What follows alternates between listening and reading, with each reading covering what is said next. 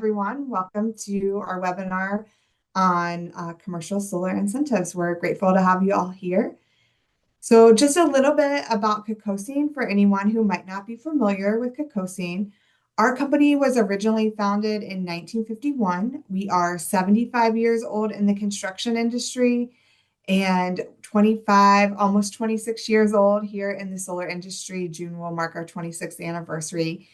Our headquarters are in Central Ohio. However, we do work throughout the Midwest and the Mid-Atlantic. And we are in a lot of different industries, renewables, which David and I are in, industrial manufacturing, heavy civil, water, wastewater, transportation, and marine. And just a little map to the right of the screen that will kind of show you the Midwest, Mid-Atlantic areas that we're working in. Some projects that we like to mention that folks tend to know us from are the LG Honda project in Jeffersonville, Ascend Elements, the Sulaks, and the Brent Spence Bridge, just to mention a few. Though I'm sure you all see us all around Ohio and into the surrounding states as we're doing lots of great work and one of the top contractors in the area. So again, I'm Roberta Washburn. I'm our Director of Solar Operations here at Kokosing Solar. I've been with our team for 7 years in the solar industry. I also sit on the Amicus Solar Cooperative Board as a board member for the last 6 years. And my background is in business operations and human resources. And I'm responsible for our entire team, our profit and loss statements, coordinating all of our safety measures, strategy, and just developing everything that is needed for us to run the solar company. And I have an awesome, great team with me. And so I will let David introduce himself and we'll continue on to the rest of the webinar. Yeah, thanks, Roberta. David Zelasko, commercial solar consultant at Kokosing Solar. Been in solar now. This will be my 12th year in solar, and joined Kokosing Solar when we were third son back in 2015. Worked a lot on the residential side and then slowly started taking on more and more commercial projects as well. Consulted with over 600 individuals and organizations, implemented over $15 million in projects over those times, mixture of residential and commercial. And so a big part of my role is working with potential clients who are interested in learning more about solar and how that impacts their organization. So I do a lot of looking at how solar can affect their electric bill, understanding their consumption, as well as guiding them on some of the incentives that are available to their area, which is a big topic that we're going to cover today.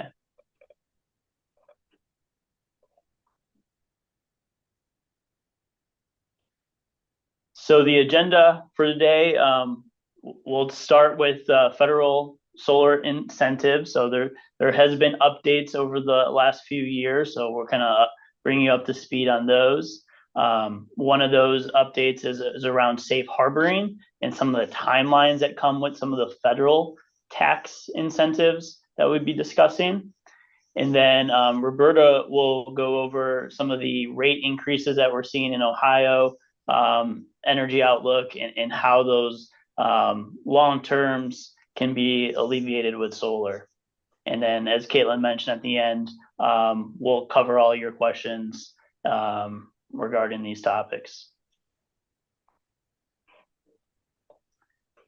Great. So yeah, we'll start with the solar incentives. So as Roberta mentioned, we are a construction company. So we in the industry, we are what's called an EPC. We engineer, we procure your equipment, and we construct and build these projects. So we are your solar and construction experts. What we do is let you know, based on tax credits and incentives, what's available to you. But at the end of the day, you want to double check how this impacts your company, your organization, and work with a tax professional. What we're talking about today is about tax credits, which are tied to tax liability. So it's not guaranteed that you could get this. Again, it depends on how your company or organization is structured as well. One thing to note too, the Inflation Reduction Act in 2022 allowed the tax credit to apply to tax exempt entities. So public or nonprofit organizations that don't typically have a tax liability can file under what's called direct pay or elective pay, and they can get the same credits that you're seeing here. So what is essentially available still on the commercial side, we are still seeing a 30% base investment tax credit. And then commercial projects can take advantage of these two adders, the 10% energy community tax credit, which is based on your geographical location. So the IRS, Department of Energy, is looking at areas that are within a coal plant closure or areas that have specific number of employment or unemployment in the fossil fuel industries.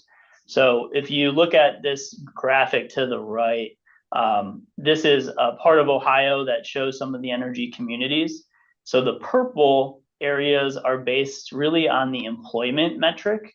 And then where you see the dark green, that means there was a coal plant in operation or closed in the last 26 years. And then the light green is just census tracts that are around those coal plants. So those are all pieces and qualifications for the energy community tax credit, which would give you another 10%. And then also domestic content. So if your project has materials that were domestically made in the United States, there can be an additional 10% domestic content adder for that. And a lot of that is based off percentages of the project. So whether you're doing a ground mount, roof mount, if the three main materials, the panels, the inverters, and the racking, if they make up a certain percentage that is domestic content compliant, then you're able to get an additional 10% tax credit. And so right now, in 2026, if 50% of the materials come domestically, that would qualify you for the domestic content adder. Going after 2026, next year, you would need to hit about 55% of that mixture.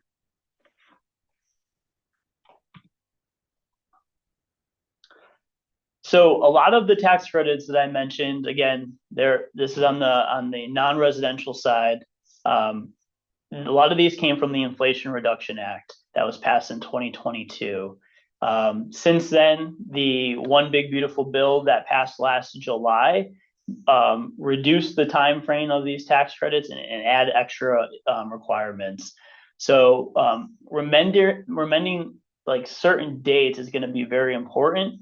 And so here we kind of laid out a timeline for those tax credits. Right now, anything after 2026 has a new procurement requirement called FEOC, and we'll go into that here throughout the presentation.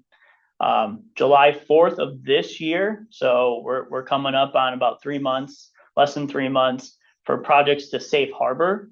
This allows your project to lock in at today's tax credit and guidance, and then it gives you about a 4-year runway to place your project in service. And then any project that is not safe harbored before July 4th, they now have to be in place, in service to get the tax credit by the end of 2027. So those are the dates, that are important, and we'll keep reiterating that through this presentation. But next, what we'll really talk about these two rules here. We'll go over FEOC and then safe harbor strategies in the next slides. So FEOC is new from the One Big Beautiful Bill, and what it says and what it stands for is foreign entities of concern. So right now, the United States deems 4 countries as under FIAC, Russia, Iran, and North Korea and China.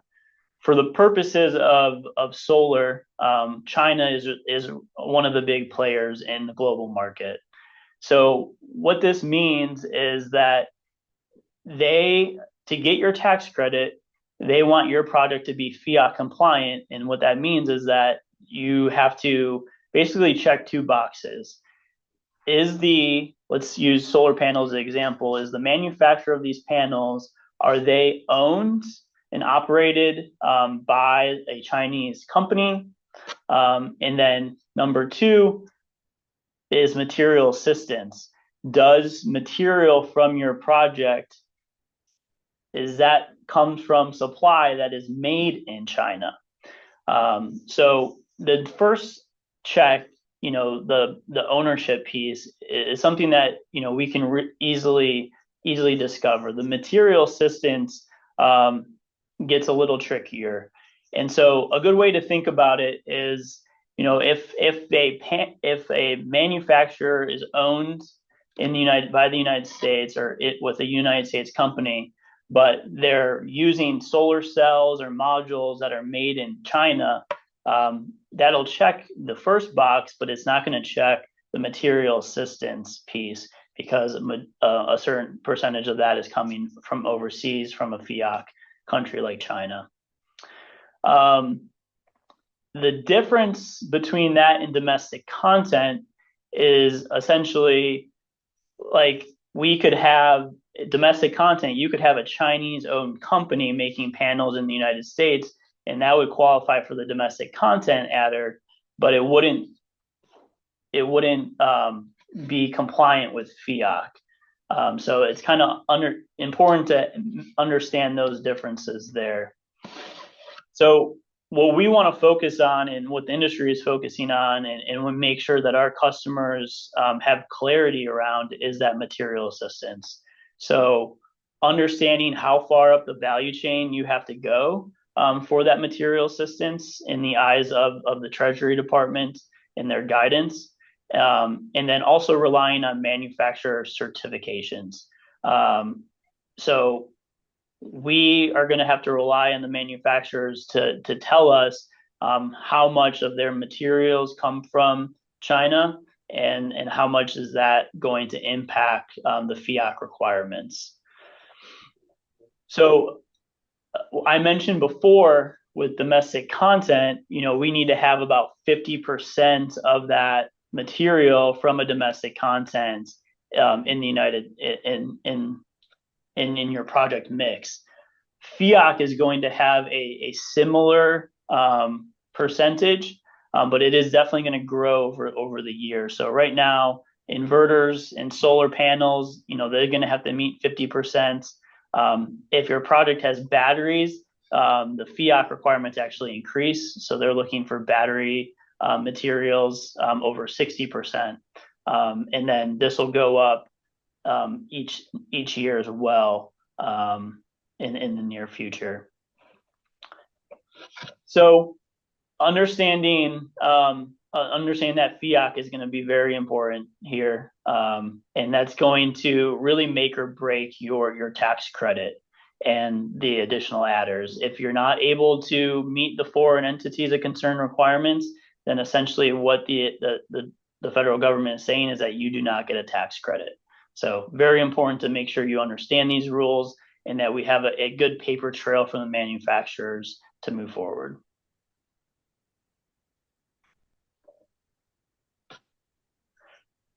So now let's say you have the FIAC compliance, you have a good understanding of the materials that are going to be used in your project, and now you are looking to what is called safe harbor for the first deadline of July 4th, 2026. And so what safe harboring is a means of commencing construction. So if you are commencing construction or starting construction, there's essentially two ways you're able to do that. You can actually do a physical work test, get on the ground, drive piles, start on the rooftop. That would qualify as a physical work test in commencing construction. or because we're less than 3 months away and time is of the essence, you're able to do what's called safe harboring. So safe harboring says that you have put down money towards this project.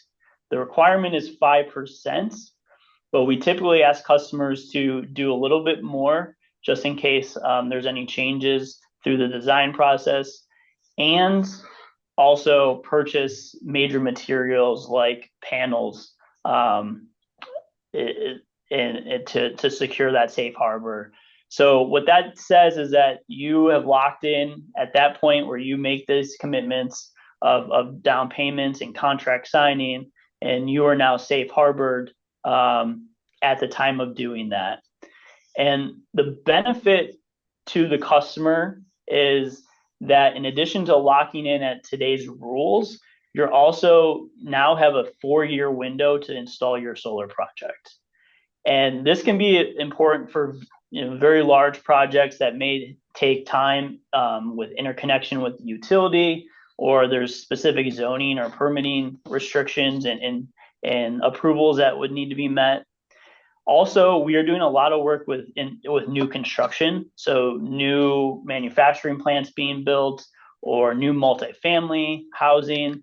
That allows us to start now with early design, and then the construction may not be done by the next deadline. So a 4-year window would help us and not have to rush the project.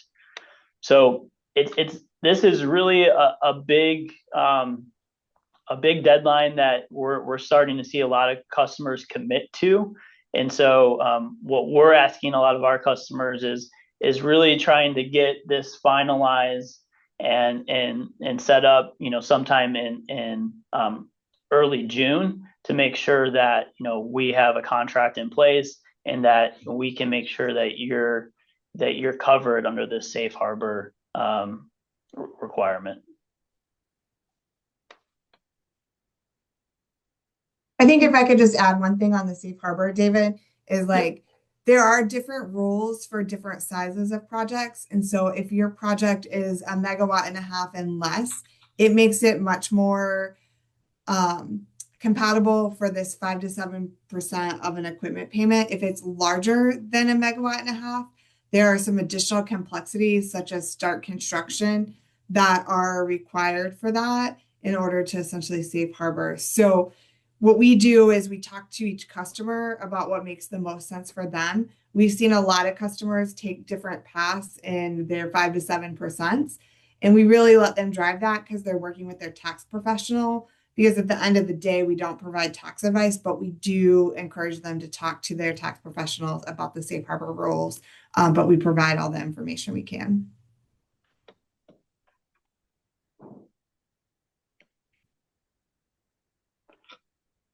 Yeah, and going back to FIAC, there is a new guidance upcoming. So we were able to get guidance. The Treasury Department released that to the public in February, which really emphasized an alignment around domestic content, and similar to those patterns and percentage adders.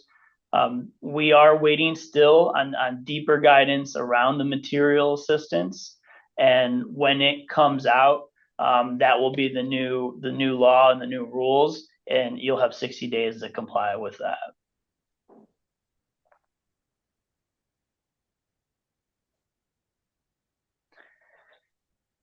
So again, just to emphasize the dates here, like Roberta said, size of the project matters. So any project that is 1.5 MW AC and below, they can still commence construction or start construction by safe harboring before July 4th of 2026. Anything above that will have to meet the physical work test.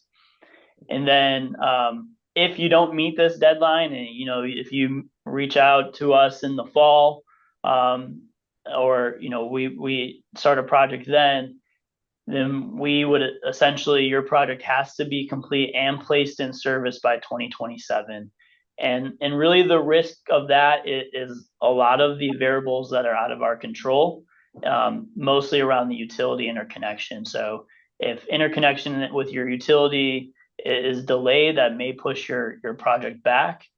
So if able to safe harbor by July 4th, that's really going to de-risk this project for you.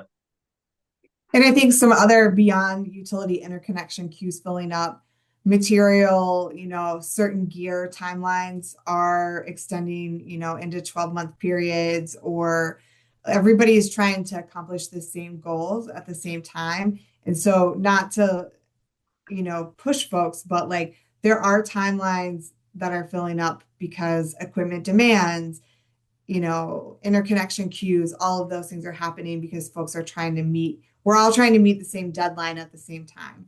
So just everybody's running toward the same goal here. So next up, our Ohio energy landscape. I'll walk us through that a little bit.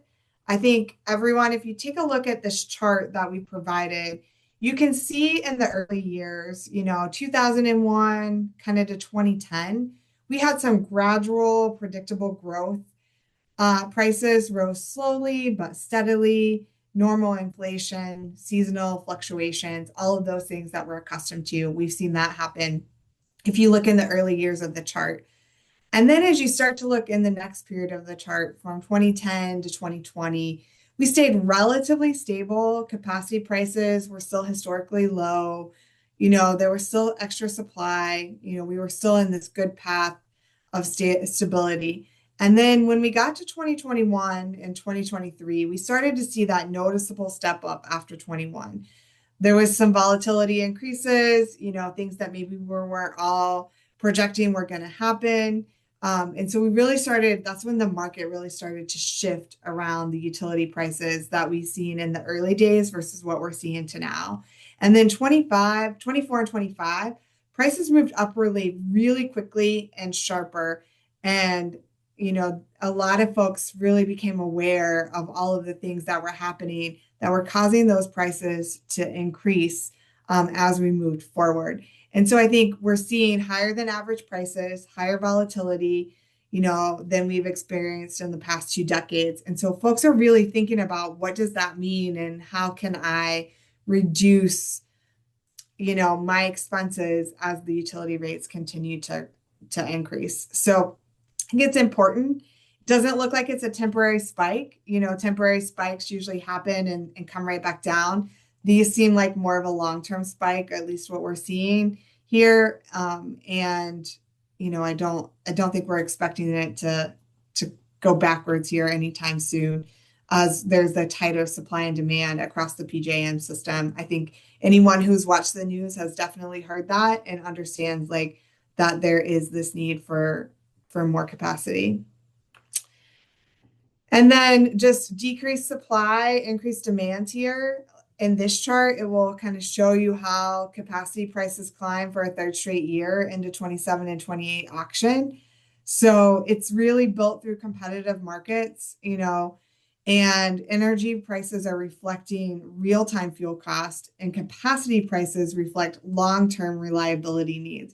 So when they're setting these, they're projecting what it's going to look like in the future. And so some of the things that are driving this are, we have a bigger demand, like, we have more manufacturing in the US, more data centers as we move to more technology world.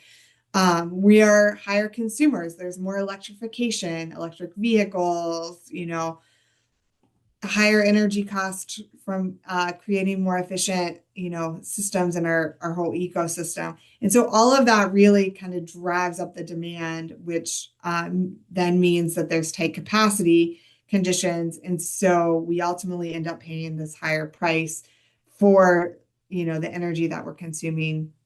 And so it's a good way to offset that within the solar world, is to really get some of these projects locked in so that you can start producing some of your own supply, potentially push back to the grid and help reduce your overall costs, especially as the utility rates continue to increase.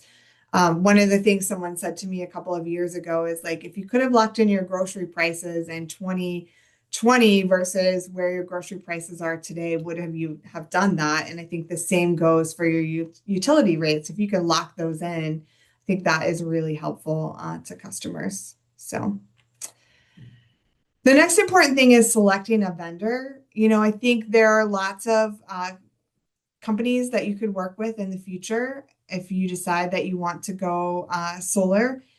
But I think you really need to look for certain things. This is our expertise. We continually talk to customers about this.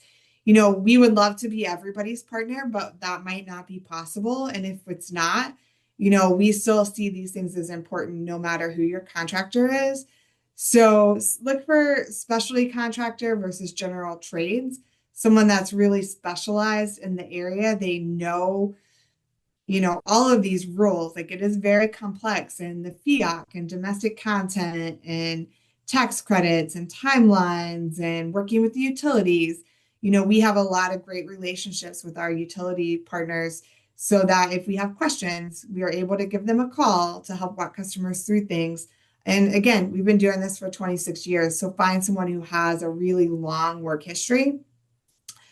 Think about the contracting strategy. Are you looking for someone that's a full turnkey EPC? Are you looking for someone just to do the C portion?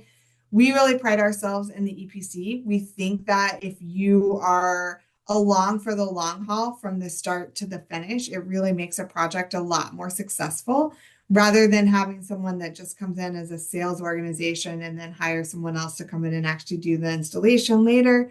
So we really pride ourselves on the EPC portion of that. Industry credentials. I mentioned earlier that I sit on the Amicus Solar Cooperative Board.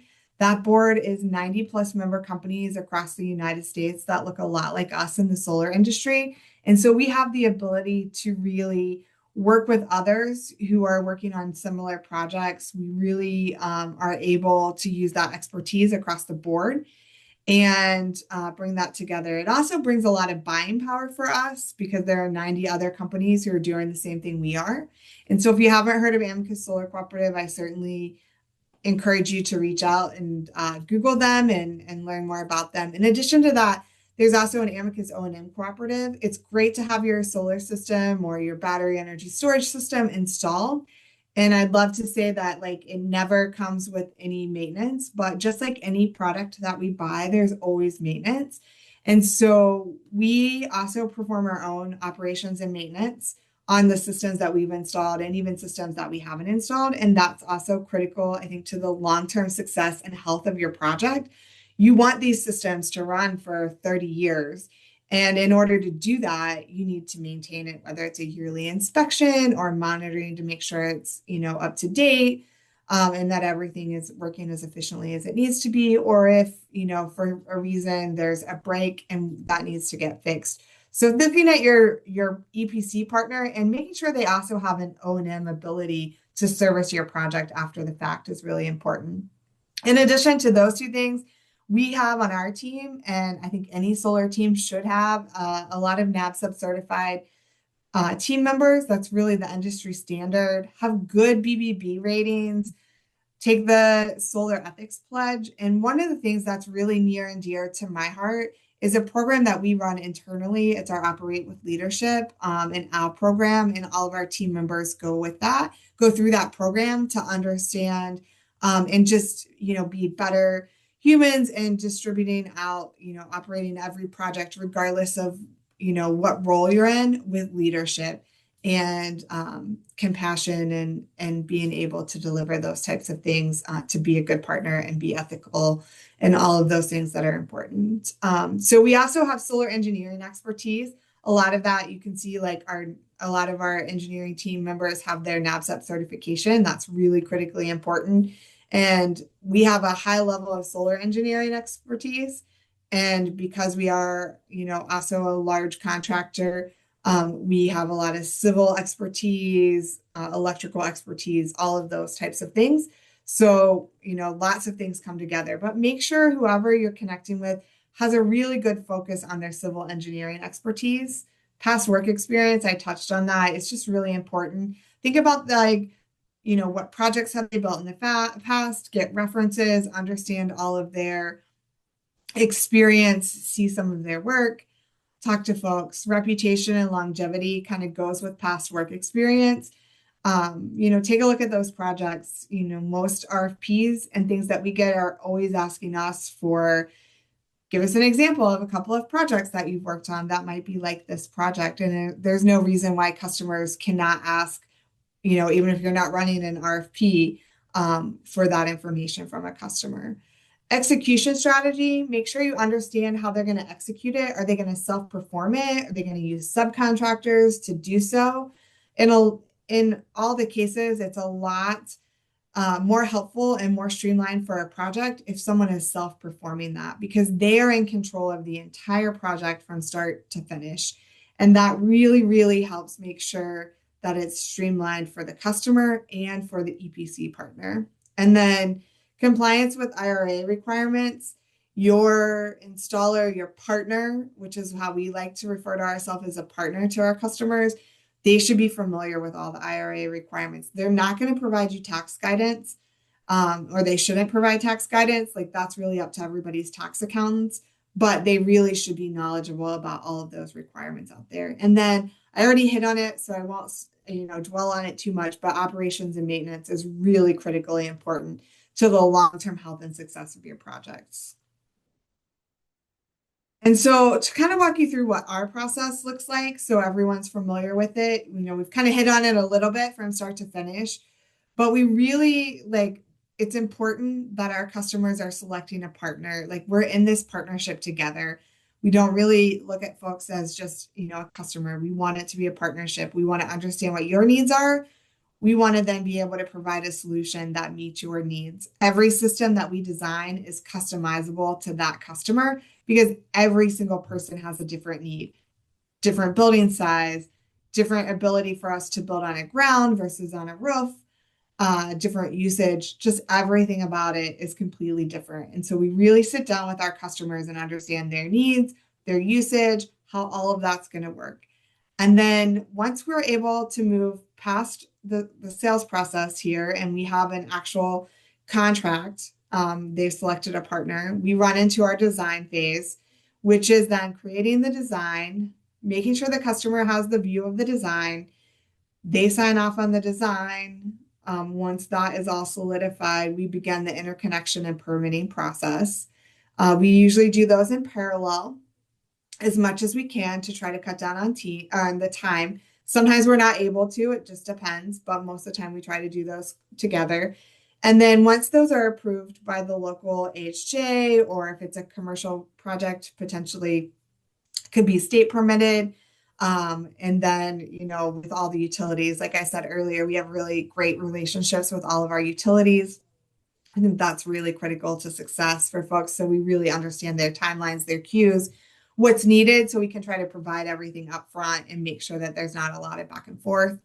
And then we would order long lead gear and equipment once we have those items. Some gear can take 12 months right now, just depending on what it is. And some projects can get the gear really quickly. So it just varies. But we have a really good pulse on that, and we're able to direct our clients through that. We start talking about that in the sales process so they understand what that's going to look like. We then, do all the procurement, whether it's long lead or short-term items. And then what we do is we prep for the construction. We might have an on-site construction meeting to prep for that. We give, schedules and timelines and make sure the customer is communicated all along the way so they know what's going to happen each step of the way. Once the system is installed, startup and commissioning, we will come out, do all the testing, make sure everything is in a good shape to be able to be turned on, submit to the utility, ask them for that final PTO to turn it on, permission to operate. And then once that's completed, we will get everything turned on for you. There could be other factors that drive our process. Some RFPs have specific steps that need to happen within a process. And so we've been doing RFPs for 25 years. And so we know that every RFP might be a little bit different in those complexities. And then if a customer has financing, there might be different testing requirements or things that go along with that. So just make sure whoever you choose as your partner is familiar with all of those things, because every contract can be different. Everybody's testing can be different. everybody's requirements can be different. So you really need to select a partner that's able to understand and dissect kind of all the things that need to happen and make sure that they're happening in that flow. And then I talked a little bit a minute ago about considerations, like sitting down with a customer and really like helping them understand what their need is. Like some folks, definitely want to have the solar on their roof, but we might get there and we might take a look and their roof might be just too full of things, HVAC units or um, other components that are on that roof that might be like, well, you're going to have shading, or it doesn't seem like it's a good fit, or your roof might be in an older condition, or some customer might be like, I don't want this on my roof. I want to have it in a different area. And so we can then take a look at like what ground space you have. Does it make sense to put it as a ground mount? Does it make more sense to have a carport? What makes the most sense for you? And that's really where we sit down and start to create that partnership to understand what is the best path forward for a customer, because everybody's different. And then there are different financing models that you can have throughout a project. Some people are like, great, I just want to spend the cash. I want to have it as a capital expenditure for this year on my budget. Not a big deal. I'll depreciate it. All of those things happen, throughout their balance sheets. Some customers might say, I want a financing option, like I want to, get a loan through a bank or do something in that nature that allows them to still essentially pay cash to their installer for the project, but they might be working an alternative financing approach on their back end. And then there are ownership models that folks can have, a direct purchase where you are just paying for the cash. Some customers want to work with PPA providers. In order to like not necessarily own that system, like someone else owns the system, you're paying them a portion every month. You then have an ability to buy that out at a different point in the game. And most of those are at least 6-year contracts. Some can go longer than that. They can go 25 years. It just depends. And so a lot of EPC providers are working with folks who provide PPAs and should be able to walk you through that process and connect you with folks. And then there might be leasing options where like you're never going to own that. You're just leasing it. Someone's leasing that space and letting you benefit from that. So there's lots of things that go into these decision-making considerations. And any EPC, any partner should really be walking you through the different steps, because everything, again, just how the system is different for everyone, how your ownership works might be different for everyone, depending on if you have the cash to outlay or not. So there's a lot that goes into the process of thinking from the start to the finish. It's a really good expenditure and one that you want to make wise decisions about as you continue to go through the path. So if you are interested in going, solar and you want to get moving, I think it's really important, if it's in your 4-year plan, to get a quote soon. July 4th is going to be your way before we know it. It's hard to believe it's almost the middle of April already. I'm not quite sure where this year has gone. And so you have to act soon if you want to be able to get eligible for this tax credit, get safe harbored in, don't want to be kind of committed in this box of getting your installation done by 2027, because everybody's schedules are going to start filling up very quickly. And so you want to get on the schedules now, get these things locked in, have this longer path of runway in case, an interconnection takes longer than expected, or gear is harder to get, or your facility is not yet built, or all the things that can, make your project go beyond 27. So July will be here quickly. We're trying to get everybody locked in June that wants to get locked in by that July date, because there's a lot of work and things that need to happen in that period of time before July 4th gets here to make sure we get folks kind of secured. So we are excited for the future here, and hope that if you guys have any questions, that you will post them in the question box so that we can definitely go through and answer those. And we appreciate you joining us today. So we'll jump over to the question box and walk through that. Give me 1 minute here to pull up the Q&A box. So someone asked us if we are able to provide fiat compliant products. David, do you want to answer that question?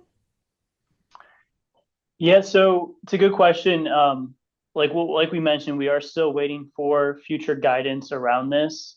But we know that for certain products that are not owned by a Chinese company, we can discard them as not being fiat compliant. And there's some manufacturers that are starting to share their indication that they are fiat compliant. And those typically fall under domestic content products or equivalent. So we are still kind of waiting to see and hoping for more guidance. But there are things that we are leading with and modeling that we in the industry can feel somewhat good about. Great, thanks, David. So the next question is, do we have experience working with clients who operate a business from their home and claimed the commercial ITC for their home?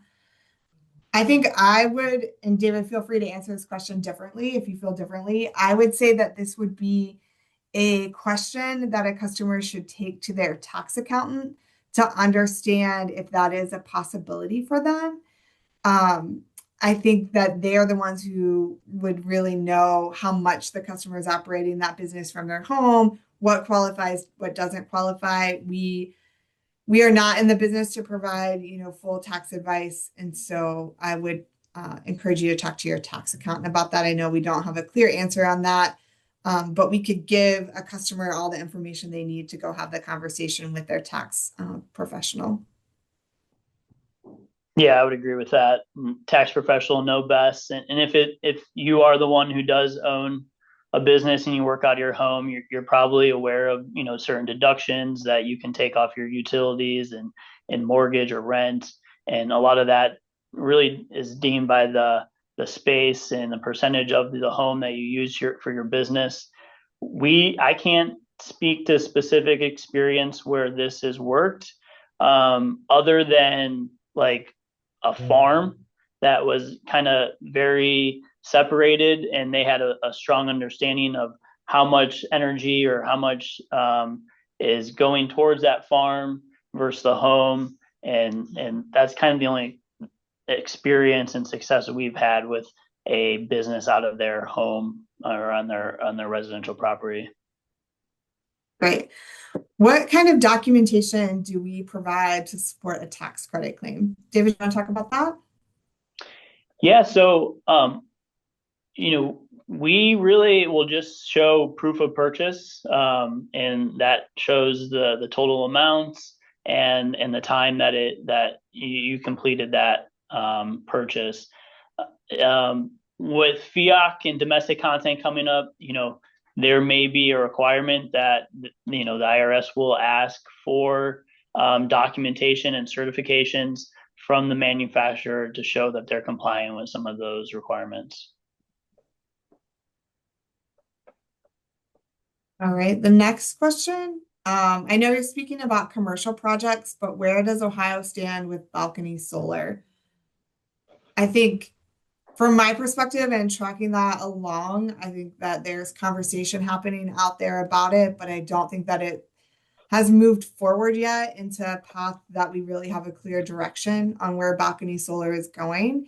Something that we'll follow along and track for all of our customers because we do residential and commercial um, projects for our customers. So we'll stay informed on that. But right now, I think it's still in this development stage. David, I don't know if you have a different perspective than that.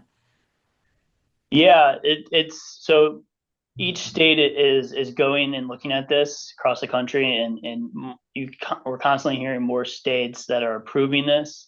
And it's essentially a plug and play solar product that has become popular in Europe.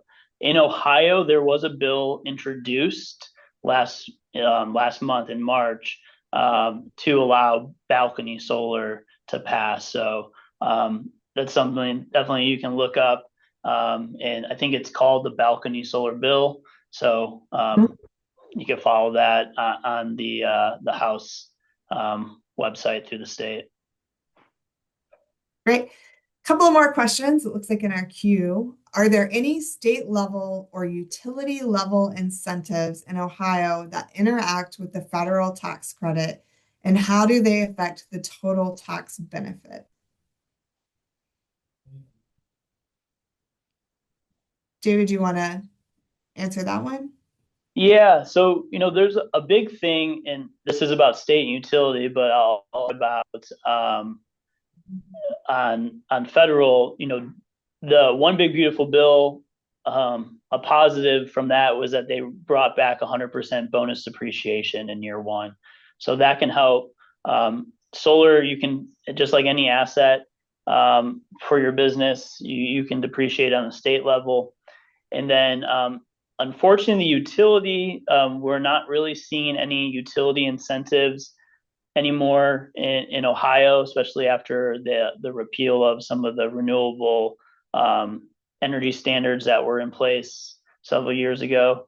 And then state, there are various state level programs that, when combined with energy efficiency or new construction, that can qualify. So the Ohio Department of Development tends to have an energy fund, like a low interest loan program that could possibly work, as well as the Ohio Air Quality Division.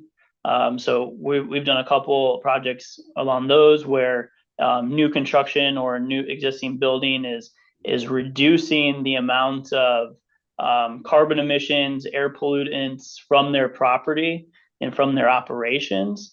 And a lot of times we'll see that combined with other energy efficiency measures and HVAC updates. So OAQDA was short for the Ohio Air Quality Division. You could see some incentives like tax abatements on properties, or just low interest loans potentially as well. Great. All right. Next question. Will any portion of the project not qualify for the tax credit? Yeah, so that's a great question. So large ground mounts, typically, we are required to per code put a fence on a large ground mount based on any type, on a certain voltage that system is operating at. So I believe, correct me if I'm wrong, Roberta, but those fences typically can't qualify for the tax credit. Yeah, typically we would encourage, again, everyone to talk to their tax professional about how they see and read the tax law. I think it can be interpreted in a few different ways, and that is my understanding of it, but would encourage folks to take a look at that. Yep.